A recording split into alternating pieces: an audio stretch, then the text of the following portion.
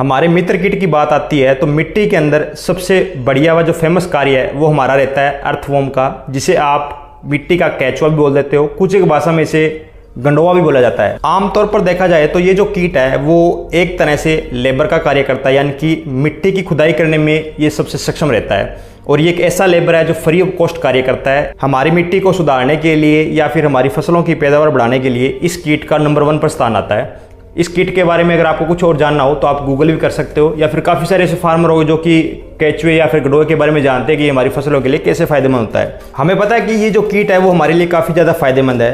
ये हमें फ़ायदा देता है, बदले में हम इसका नुकसान करते हैं। नुकसान कैसे करते हो, आज किसी एक छोटे से प्रैक्टिकल के बारे में जान लेते हैं। मैंने बेसिकली जब ये प्रैक्टिकल किया तो मुझको दुख बड़ा लगा, क्योंकि मैंने कुछ एक जो मित्र कीट है उनकी जान ली है। हो सकता है कि अगर आप इस वीडियो को पूरा देखते हो तो आने वाले समय के अंदर आप इन कीटों को बचा सकते हो और आपकी जो मिट्टी है वो बंजर होने से बच जाएगी। जैसा कि आप देख ही पा रहे हो, कुछ एक केंचुओं को मैंने एक बर्तन के अंदर निकाला हुआ है और अब मैं इसमें कुछ एक दाने जो है वो यूरिया के ऐड करता हूं, जिसे आप नाइट्रोजन के रूप में प्रयोग करते हो। तो जैसे ही हम इसके अंदर कुछ एक दाने जो है यूरिया के डालते हैं तो अचानक इन कीटों के अंदर एक अजीब तरह की जो हलचल है वो आपको दिखाई देती है। यूरिया के संपर्क में आते ही ये सभी के सभी जो केंचुए है वो मरने की कगार पर चले जाते हैं। मरने में ज़्यादा टाइम नहीं लगता, कुछ एक सेकंड के अंदर आप देखो कि इनके अंदर से पीले कलर का कुछ निकल रहा है, यानी कि ये इन्हें डैमेज कर रहा है। इनकी जो चमड़ी है उनको जो यूरिया है वो डैमेज कर रहा है। और आप बर्तन के दूसरे हिस्से की ओर देख रहे हो कि जहाँ पर कुछ दो दाने वो यूरिया के पड़े नहीं है या फिर वहाँ तक पहुँच नहीं पाए, तो वो जो कीट अभी तक वो जिंदा है, लेकिन आप ये नीचे वाले जो कीट देख रहे हो